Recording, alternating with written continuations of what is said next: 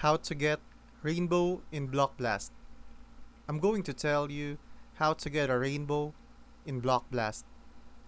In Block Blast, getting a rainbow is all about clearing multiple rows or columns at the same time. You create a rainbow by pulling off a combo, usually by placing a block that completes two or more lines in a single move.